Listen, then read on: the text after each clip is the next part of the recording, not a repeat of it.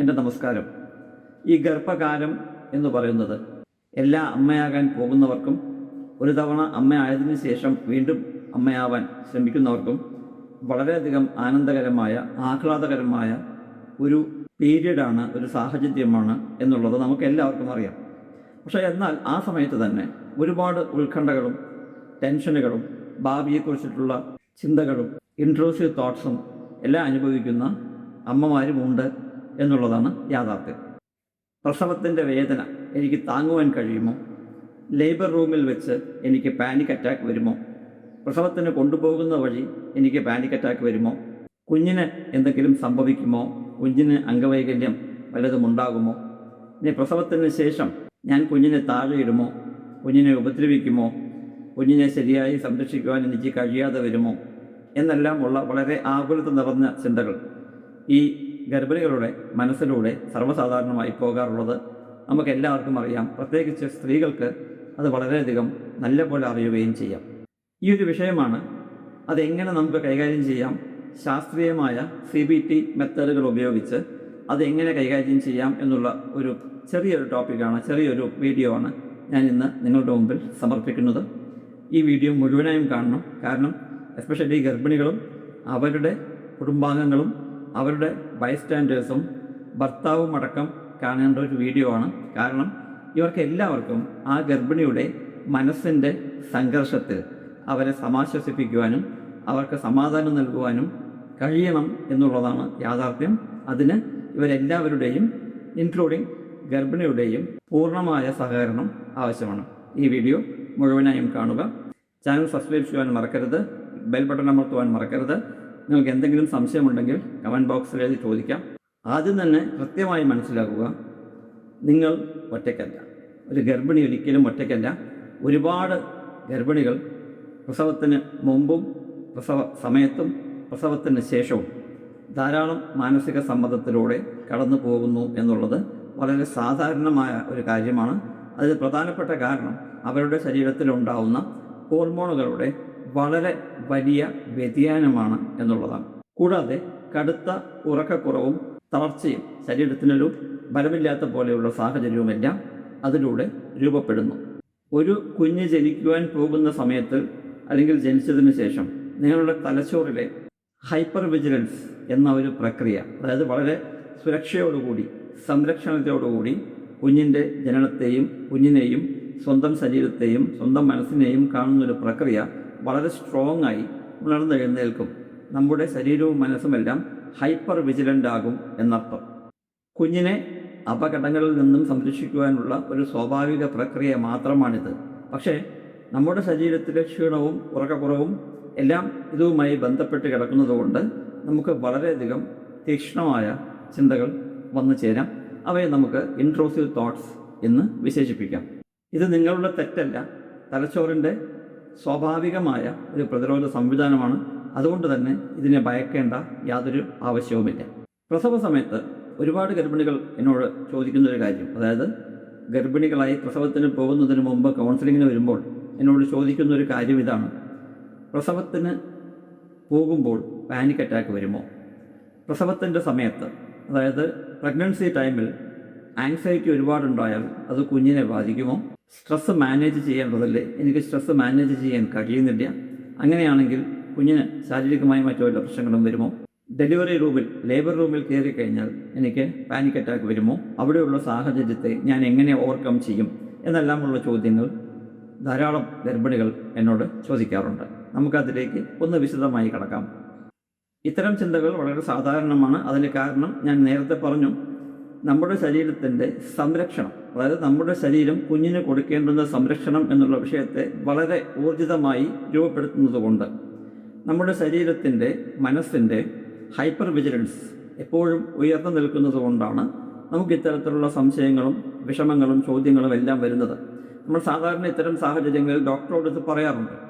Doctor വളരെ സിമ്പിളായിട്ട്, അതായത് ഗൈനക്കോളജിസ്റ്റ് നിങ്ങളോട് സിമ്പിളായി പറയും, അതൊക്കെ സാധാരണമാണ്, എല്ലാ കാര്യങ്ങളും ഞാൻ നോക്കിക്കോളാം, നിങ്ങൾ റിലാക്സ്ഡ് ആയിരുന്നാൽ മതി, ഇത്തരം ചിന്തകളൊന്നും നിങ്ങൾക്ക് വരേണ്ട കാര്യമേ ഇല്ല, എല്ലാം ഭംഗിയായി നടക്കും എന്ന് ഗൈനക്കോളജിസ്റ്റ് നിങ്ങളോട് പറയാറുമുണ്ട്. പക്ഷേ നിങ്ങൾക്കത് സ്വീകരിക്കാൻ കഴിയാറില്ല. അതിന് കാരണം ഞാൻ നേരത്തെ പറഞ്ഞ ഹൈപ്പർ വിജിലൻസ് ആണ്. ഈ പ്രശ്നം എല്ലാവർക്കും ഒരേ തീക്ഷ്ണതയിൽ വരണമെന്നില്ല. 1-2 ഡെലിവറി കഴിഞ്ഞവർക്ക് അത്ര തീക്ഷ്ണതയിൽ വരണമെന്നില്ല. ഫസ്റ്റ് ഡെലിവറിക്കായിരിക്കും മാക്സിമം ബുദ്ധിമുട്ടുകൾ ഉണ്ടാവുക. പക്ഷേ ഫസ്റ്റ് ഡെലിവറിക്ക് ഒന്നും സംഭവിക്കാത്തവർ, പിന്നീട് ആങ്സൈറ്റി ഉണ്ടായവർ, പാനിക് അറ്റാക്ക് എല്ലാം ഉണ്ടായവർ സെക്കൻഡ് ഡെലിവറി സമയത്തായിരിക്കും ഈ പ്രശ്നം കൂടുതലായി അനുഭവിക്കുക. അതെന്തായാലും ഇതൊരു വിഷയമല്ല, ശരീരത്തിനോ മനസ്സിനോ ഹാനികരമല്ല എന്നുള്ളത് കൊണ്ട് ഇതിന് അതിൻ്റേതായിട്ടുള്ള പ്രാധാന്യം നൽകി എടുക്കുകയാണ് അതിൻ്റെ ഭംഗി. പേടി വരുമ്പോൾ അതിനെ എതിർത്ത് തോൽപ്പിക്കുവാൻ ശ്രമിക്കരുത്. പേടിയും ചിന്തകളും എല്ലാം വരുമ്പോൾ അതിനെ ന്യായീകരിക്കുവാനോ എതിർത്ത് തോൽപ്പിക്കുവാനോ ശ്രമിക്കരുത്. പകരം അതിനെ കൃത്യമായി മനസ്സിലാക്കിയതിന് ശേഷം നമ്മുടെ മനസ്സിൽ വളരെ സ്വാഭാവികമായ രൂപത്തിൽ പറയുക, ഈ നെഞ്ചിരിപ്പ് കൂടുന്നതും എനിക്ക് പേടി വരുന്നതും ചെറിയ ക്ഷീണവും തളർച്ചയും എല്ലാം തോന്നുന്നതും ഡോക്ടർ എന്നെ പരിശോധിച്ച് ഒരു കുഴപ്പവുമില്ല എന്ന് പറഞ്ഞതുകൊണ്ടും ഇത് നമ്മുടെ എൻ്റെ ശരീരത്തിൻ്റെ അഡ്രിനാലിൻ ഹോർമോൺ റഷ് ഉണ്ടാകുന്നതുകൊണ്ട്, ഈ പറയുന്ന ഹോർമോണൽ ഇൻസഫിഷ്യൻസി ഉണ്ടാകുന്നത് കൊണ്ടുണ്ടാകുന്ന വളരെ സാധാരണ പ്രതിഭാസമാണ്. അതുകൊണ്ട് എനിക്കിതിനെ ഭയക്കേണ്ട കാര്യമില്ല എന്ന് സ്വയം പറഞ്ഞ് സ്വയം റീഅഷ്യൂർ ചെയ്യുക. ഇത് കോഗ്നിറ്റീവ് റീസ്ട്രക്ചറിങ് എന്ന് പറഞ്ഞ CBT പ്രക്രിയയിൽ വരുന്ന ഒന്നാണ്. ഈ ചിന്തകൾ വരുന്നത് കൊണ്ട് എൻ്റെ ശരീരത്തിനോ എൻ്റെ കുഞ്ഞിനോ ഒന്നും സംഭവിക്കുകയില്ല. എൻ്റെ പ്രസവം വളരെ നോർമലായി നടക്കും. എൻ്റെ കൂട്ടിന് എൻ്റെ ഡോക്ടേഴ്സുണ്ട്, എൻ്റെ ഹസ്ബൻഡുണ്ട്, എൻ്റെ അമ്മയുണ്ട്, എല്ലാം ഭംഗിയായി നടക്കും എന്നെനിക്ക് ഉറപ്പാണ് എന്ന് മനസ്സിൽ സ്വയം റീഅഷ്യൂർ ചെയ്യുക. ഇത്തരം ചിന്തകൾ വരുമ്പോൾ, പേടികൾ വരുമ്പോൾ ചെയ്യാവുന്ന വളരെ ലളിതമായ ഒരു ശ്വാസോച്ഛ്വാസ പ്രക്രിയ ഞാനിവിടെ കാണിക്കാം. മൂക്കിലൂടെ 4 സെക്കൻഡ് നേരത്തേക്ക് ശ്വാസം പതിയെ അകത്തേക്ക് വലിക്കുക. 1 സെക്കൻഡ് നേരത്തേക്ക് ഹോൾഡ് ചെയ്യുക. പിന്നീട് 6 സെക്കൻഡ് നേരത്തേക്ക് വളരെ സ്ലോ ആയി വായയിലൂടെ ഒരു ശബ്ദമുണ്ടാക്കിക്കൊണ്ട് വായു പുറത്തേക്ക് വിടുക.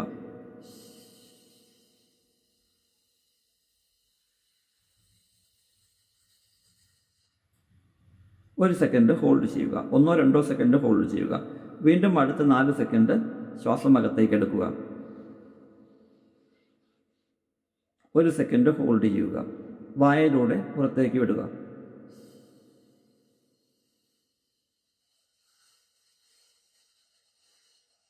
ഈ പ്രക്രിയ പലതവണ ആവർത്തിക്കുക. ഒരു 2-3 മിനിറ്റ് നേരത്തേക്ക് ആവർത്തിക്കുമ്പോൾ നിങ്ങളുടെ ഈ അമിഗ്ഡല ശാന്തമാവുകയും റിവേഴ്സ് സൈക്കോളജി സിഗ്നൽ ചെല്ലുകയും, അതായത് നല്ല രീതിയിൽ സമാധാനമായി സാധാരണമായി ശ്വസിക്കുന്നത് കൊണ്ട് എൻ്റെ മുമ്പിൽ, ശരീരത്തിന് മുമ്പിൽ അപകടകരമായിട്ടുള്ള ഒരു സാഹചര്യവും നിലവിലില്ല എന്നും അതുകൊണ്ട് തന്നെ ഞാൻ ഈ പേടി കൊടുക്കേണ്ട യാതൊരു കാര്യവുമില്ല എന്നും നിങ്ങളുടെ അമിഗ്ഡല, നിങ്ങളുടെ സബ് കോൺഷ്യസ് മൈൻഡ് മനസ്സിലാക്കുകയും അതിനനുസരിച്ച് ഈ പേടിയുടെ സിഗ്നൽ കുറയ്ക്കുകയും ചെയ്യുന്നു. ഇത് രണ്ടും നിങ്ങൾക്ക് വളരെയധികം ഗുണകരമാകും, ഉപകാരപ്രദമാവും. പ്രസവം നല്ലപോലെ കൈകാര്യം ചെയ്യുക എന്നുള്ളത് നിങ്ങളുടെ ഡോക്ടറുടെ കടമയാണ്. അതവർ നല്ലപോലെ നോക്കിക്കോളും. അതിൽ നിങ്ങൾക്ക് യാതൊരു സംശയവും വേണ്ട. കൂടെ നിങ്ങളുടെ ഭർത്താവും അതേപോലെ നിങ്ങളുടെ അമ്മയും എല്ലാവരും ഉണ്ടാവും. ഈ ചിന്തകൾ പ്രസവത്തിന് ഒരു ബുദ്ധിമുട്ടും ഉണ്ടാക്കുകയില്ല. ഈ സമയത്തുണ്ടാകുന്ന സ്ട്രെസ്സ് സാധാരണമാണ്. ഡോക്ടറോട് പറയുക, അവർ വേണ്ടത് ചെയ്തു തരും. ഇനി അടുത്ത ഒരു പ്രശ്നം പ്രസവത്തിന് ശേഷം വരുന്ന ചിന്തകളാണ്. പ്രസവത്തിന് ശേഷം സാധാരണ വരുന്ന ചിന്തകൾ എന്തൊക്കെയായിരിക്കും? ഞാൻ കുഞ്ഞിനെ എടുക്കുമ്പോൾ കുഞ്ഞിനെ അറിയാതെ താഴെ ഇടുമോ? കുഞ്ഞിനെ ഉപദ്രവിക്കുമോ? കുഞ്ഞിന് പോറൽ ഏൽപ്പിക്കുമോ? കുഞ്ഞിന് ഭക്ഷണം കൊടുക്കാൻ മറന്നു പോകുമോ? ഇങ്ങനെയെല്ലാം ചിന്തകൾ വരാറുണ്ട്. ഇങ്ങനെ ചിന്തകൾ വരുമ്പോൾ അവർ സ്വയം അവരെ ഒരു മോശം അമ്മയായി ചിത്രീകരിക്കുകയും അതിൻ്റെ പേരിൽ ഗിൽറ്റ്, കുറ്റബോധം അനുഭവിക്കുകയും ചെയ്യുന്നു.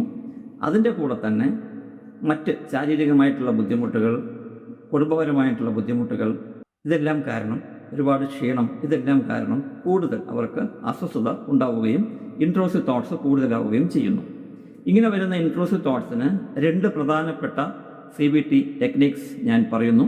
അത് നിങ്ങൾ സ്വായത്തമാക്കുക. ഒന്നാമത്, ഞാനെങ്ങാനും കുഞ്ഞിനെ താഴെ ഇടുമോ എന്നുള്ള ചിന്തകൾ, അതുപോലെയുള്ള ചിന്തകൾ വരികയാണെങ്കിൽ നമുക്ക് തോട്ട് ലേബലിംഗ് എന്ന് പറഞ്ഞ പ്രക്രിയ ഉപയോഗിക്കാം. ഈ തോട്ട് ലേബലിംഗ് എന്ന് പറയുന്നത് നമുക്ക് വരുന്ന ചിന്തകളെ ഒന്ന് ലേബൽ ചെയ്യുക എന്നുള്ളതാണ്. ഓരോ ലേബൽ, ഇതൊരു സാധാരണ ചിന്തയാണ്, ഇതൊരു അടിസ്ഥാനമില്ലാത്ത ചിന്തയാണ് എന്നുള്ള രീതിയിൽ ലേബൽ ചെയ്യാൻ പഠിക്കുക. ഉദാഹരണത്തിന്, ഞാൻ എൻ്റെ കുഞ്ഞിനെ താഴെ ഇട്ടാലോ എന്നുള്ള ചിന്തയ്ക്ക് ലേബൽ ചെയ്യേണ്ടത്, ഇത് കുഞ്ഞിന് അപകടം വരുമോ എന്നുള്ള എൻ്റെ മനസ്സിൻ്റെ ആദ്യം കൊണ്ടുണ്ടാവുന്ന ഒരു ചിന്ത മാത്രമാണ്, ഇതിന് യാതൊരു അടിസ്ഥാനവുമില്ല എന്ന് പറയുക. ഞാൻ എൻ്റെ കുഞ്ഞിനെ സ്നേഹിക്കില്ല, സ്നേഹിക്കുമോ എന്നെല്ലാമുള്ള ചിന്തകൾക്ക് മറുപടിയായി ലേബലിംഗായി ഇത് എൻ്റെ ഒരു സംശയം മാത്രമാണ്, ഒരു കാരണവശാലും എൻ്റെ ഭാവിയെയോ കുഞ്ഞിനെ നോക്കുന്നതിൻ്റെ രീതിയെയോ ഒരിക്കലും ഇത് ബാധിക്കുവാൻ പോകുന്നില്ല എന്ന് ലേബൽ ചെയ്യുക. കുട്ടിക്ക് എന്തോ കാര്യമായ പ്രശ്നമുണ്ട്, കുട്ടി ചില ശാരീരിക ലക്ഷണങ്ങൾ കാണിക്കുന്നു എന്നുള്ള ഇൻട്രൂസീവ് തോട്ടിന് അത് ആ കുഞ്ഞിൻ്റെ ആരോഗ്യവുമായി ബന്ധപ്പെട്ട് എനിക്കുണ്ടാകുന്ന വിഷമത്തിൻ്റെ ഒരു ബഹിർസ്ഫുരണം മാത്രമാണ് എന്ന് ലേബൽ ചെയ്യുക. എൻ്റെ മാനസിക ശാരീരിക നിയന്ത്രണം നഷ്ടപ്പെട്ടു പോകുമോ എന്നുള്ള ചിന്തയ്ക്ക് പേടികൊണ്ടുള്ള ഒരു പ്രഡിക്ഷൻ മാത്രമാണ്, ഇത് മുൻധാരണ മാത്രമാണ്, അല്ലാതെ ഇതിൽ യാതൊരു അടിസ്ഥാനവുമില്ല എന്ന് ലേബൽ ചെയ്യുക. ഇങ്ങനെയുള്ള കാര്യങ്ങൾ ലേബൽ ചെയ്യുമ്പോൾ അത് നമ്മളെ സഹായിക്കും. ഈ ലേബൽ ചെയ്തതിന് ശേഷം നമുക്ക് അതിനെ ഡിഫ്യൂസ് കൂടി ചെയ്യാൻ കഴിഞ്ഞാൽ അത് വളരെയധികം ഉപകാരപ്രദമാകും.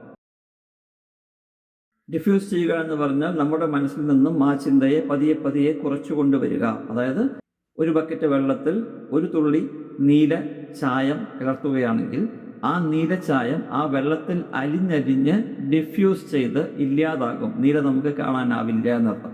അതുപോലെ നമ്മുടെ മനസ്സ് വലിയൊരു സമുദ്രമാണെന്ന് കരുതി ഈ ചിന്ത ഒരു ഡ്രോപ്പ്, ആ ചിന്ത അതിൽ വരുന്നത് കൊണ്ട് ആ സമയത്ത് അതൊരു പക്ഷേ നീലയായി കണ്ടാലും ആ ചിന്ത ബുദ്ധിമുട്ടിക്കുന്നതായി അത് ഈ ജലത്തെ മുഴുവൻ നീല നിറമാക്കുമോ എന്നൊരു തോന്നലുണ്ടാകുമെങ്കിലും ആക്ച്വലി സംഭവിക്കുന്നത് അങ്ങനെയല്ല. അത് 2 മിനിറ്റ് കഴിയുമ്പോൾ ആ വെള്ളത്തിലേക്ക് അരിഞ്ഞില്ലാതാവുകയും ആ നീല നിറം നമുക്ക് ഒട്ടും കാണാതാവുകയും ചെയ്യും. ഇതാണ് ഡിഫ്യൂസിങ് എന്ന് പറയുന്ന മെക്കാനിസം. അത് നമ്മുടെ മനസ്സിനെ എങ്ങനെ ഉപയോഗിക്കാം?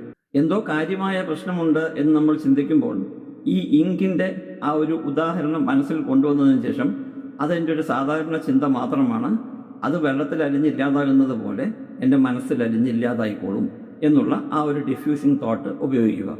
അതേപോലെ രണ്ടാമത് നമുക്ക് ചിന്തകൾ വരുമ്പോൾ ആ ചിന്തകൾ കൃത്യമായ ലേബലിംഗ് കൊടുത്തതിന് ശേഷം നീലാകാശം നമ്മുടെ മനസ്സായി സങ്കല്പിക്കുകയും അതിലൂടെ ഒഴുകി നടക്കുന്ന മേഘങ്ങൾ നമ്മുടെ ചിന്തകളായും സങ്കല്പിച്ച് ആ മേഘത്തിന് ഈ ചിന്തയുമായി ബന്ധപ്പെടുത്തി ആ മേഘം അങ്ങകന്നു പോവുകയും എൻ്റെ മനസ്സ് വീണ്ടും പഴയ പോലെ നീലയായി വളരെ ശുദ്ധമായി നിലകൊള്ളുകയും ചെയ്യും എന്നുള്ള ഡിഫ്യൂസിങ് ഉപയോഗിക്കാം.